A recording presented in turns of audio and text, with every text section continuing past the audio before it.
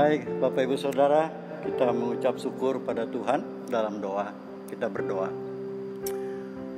Allah Bapa Surgawi, pada saat ini kami menghadap tahta-Mu yang kudus, menyatakan syukur kami karena betapa pimpinan dan penyertaan Tuhan dalam suasana hidup yang sulit pada saat ini boleh kami tetap rasakan. Sehingga dengan segala kekuatan daripada Tuhan, kami dapat bersama-sama merenungkan sebagian dari firman Tuhan. Bapa di surga, berkati sekalian kami, supaya firman-Mu pada saat ini memberikan kekuatan kepada kami untuk terus menapaki hidup yang Tuhan karuniakan dengan segala perkara yang kami serahkan dalam tangan kuasa dan pengasihan Tuhan saja.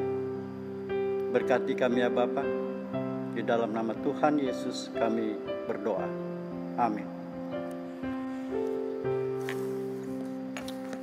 Baik, Bapak Ibu, Saudara, sesungguhnya kita patut bersyukur kepada Tuhan yang telah memanggil kita melalui pemberitaan Injil. Dan kita telah menjawab panggilan itu dengan iman kepada Tuhan Yesus, yang karenanya kita diberi kuasa untuk menjadi anak-anak Allah. Namun saudara, iman di dalam Yesus Kristus haruslah bersifat dinamis, tidak mandek dan beku, apalagi mati.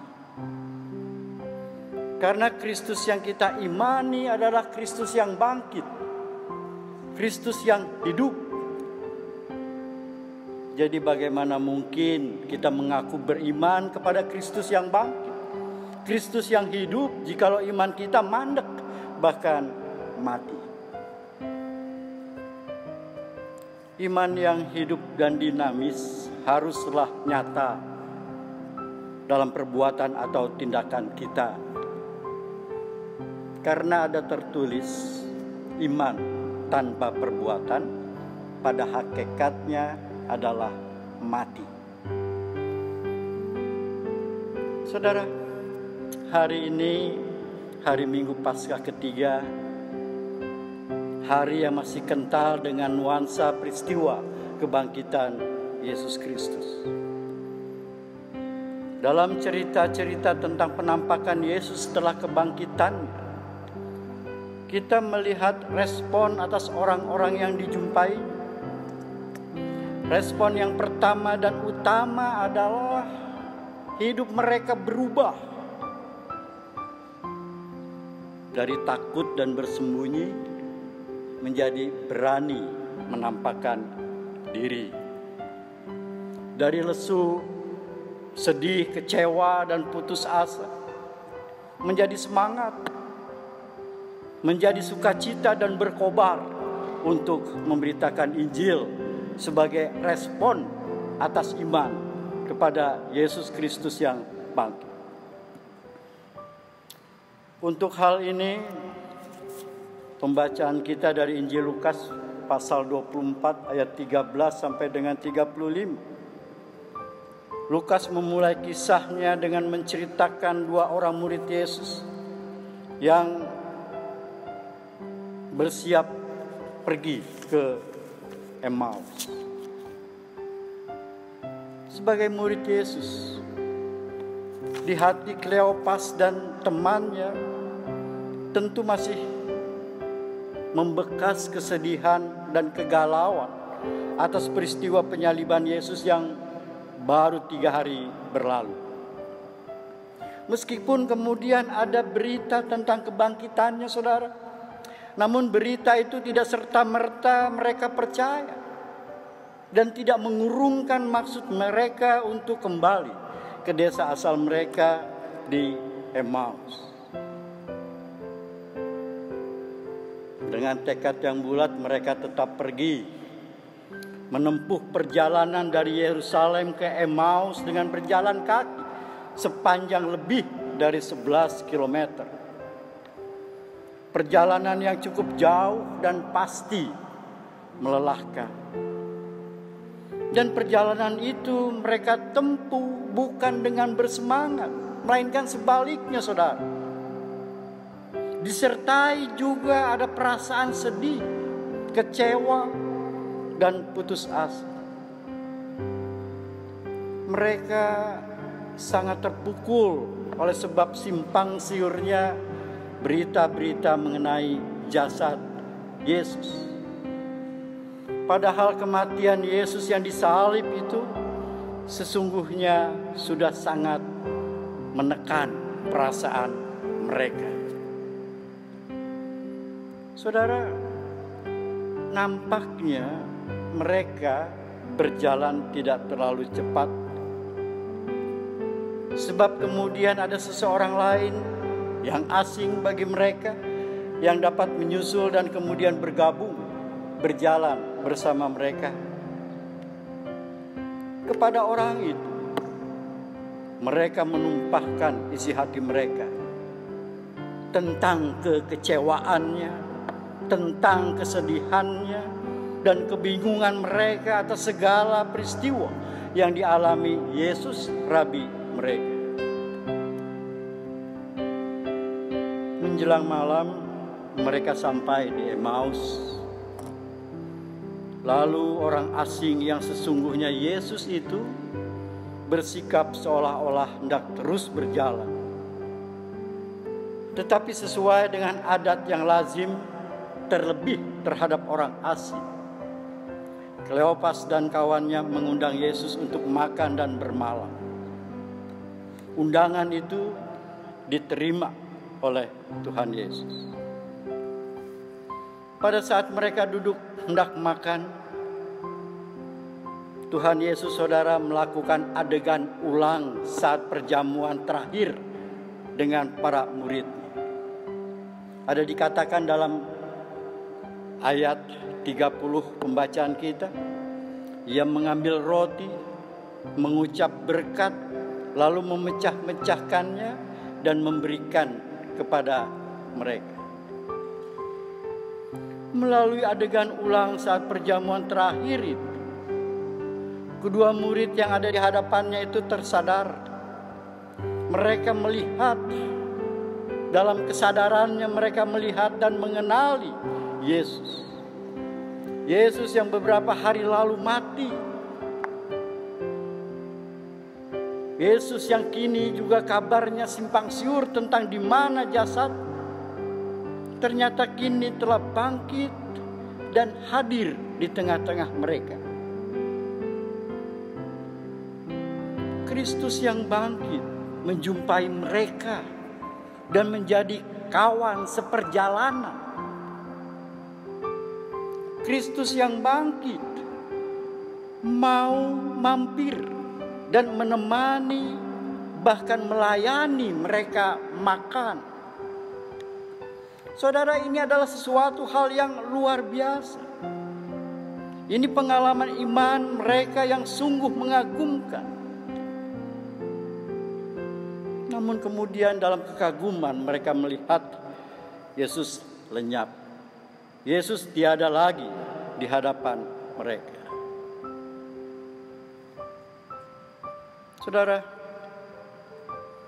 lenyapnya Yesus dari pandangan mereka yang secara tiba-tiba itu bukan pesan utama yang hendak disampaikan Injil pembacaan kita. Namun yang ditekankan adalah respon Kleopas dan seorang murid lainnya yang mengalami perjumpaan dengan Kristus yang bangkit. Kristus yang bangkit ternyata memulihkan pengharapan mereka. Kristus yang bangkit membuat hati mereka berkobar-kobar, penuh sukacita. Ada semangat yang muncul menjiwai mereka. Sehingga dengan semangat itu mereka tidak ingin tinggal diam di Emmaus. dengan pengharapan, sukacita, dan semangat yang ada, malam itu juga mereka kembali ke Yerusalem.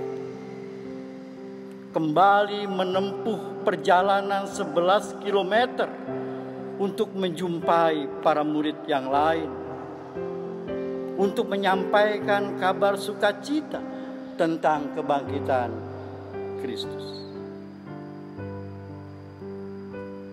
Perjumpaan dengan Kristus yang bangkit bukan lagi pengalaman yang dibiarkan tinggal diam di dalam diri. Perjumpaan dengan Kristus yang bangkit menjadi sumber kekuatan yang menyeruak dan menyentuh orang banyak. Saudara, sesungguhnya ada banyak orang lain, orang asing di sekitar kehidupan kita. Mungkin mereka adalah orang-orang yang tidak mendapat tempat di hati dan pikiran kita, yang tidak sepaham, yang sesungguhnya tengah berjalan bersama kita.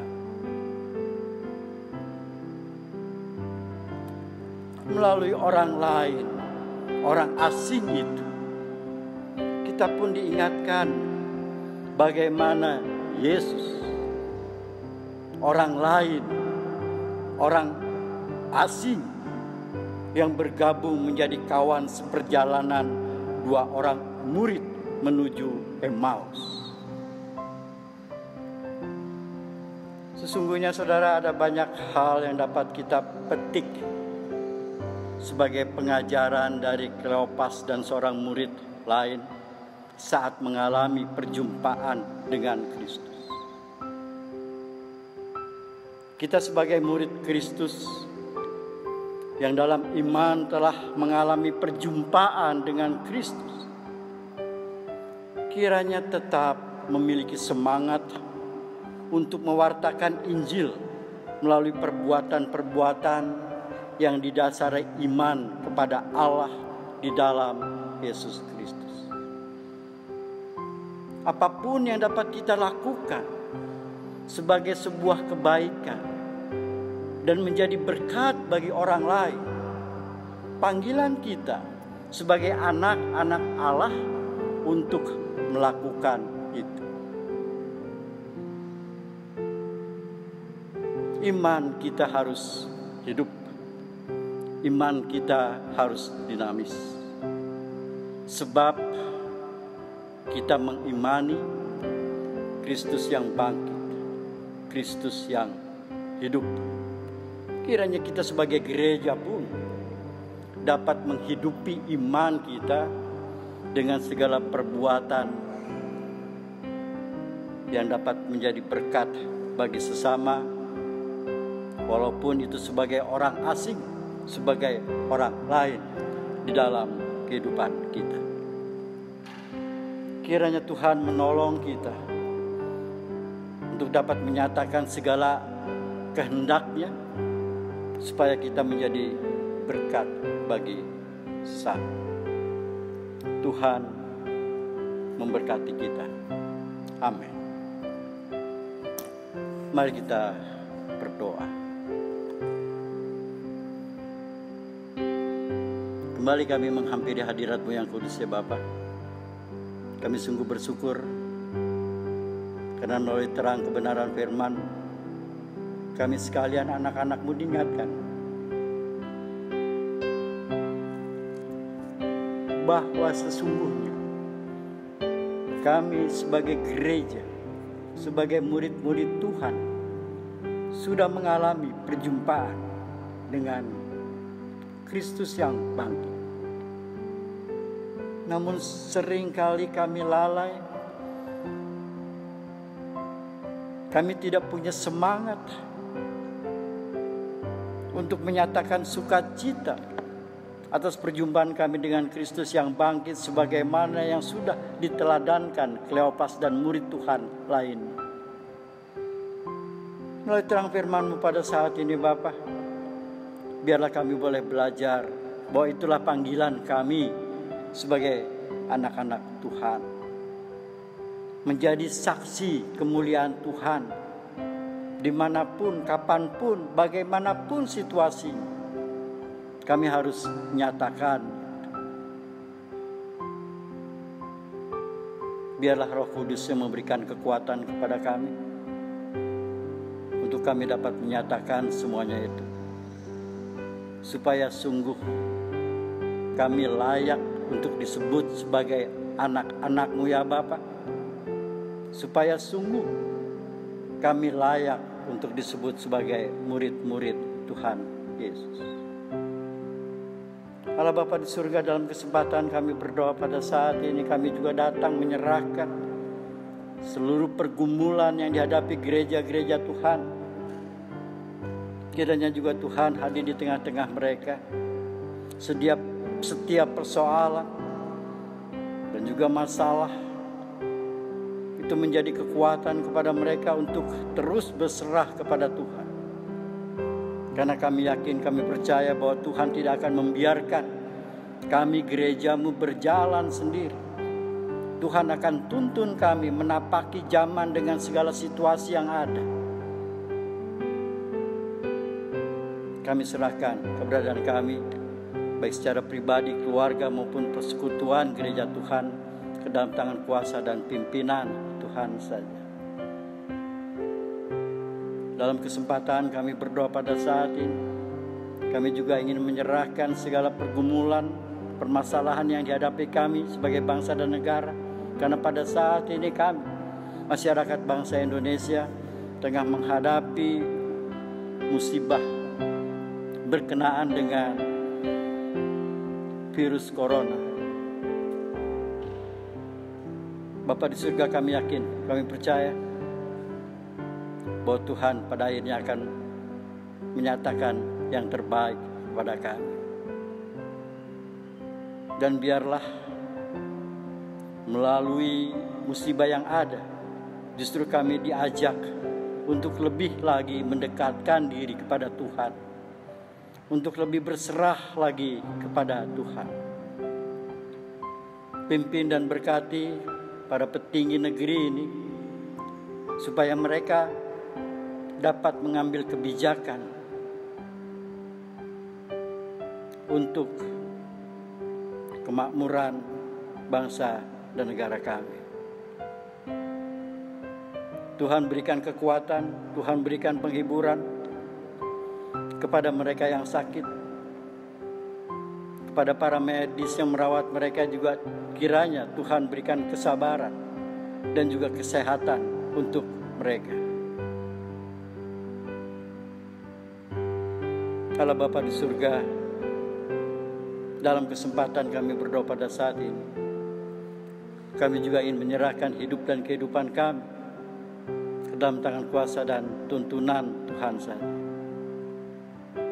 Inilah doa kami Bapa, yang kami serahkan hanya ke dalam nama Tuhan kami, Yesus Kristus.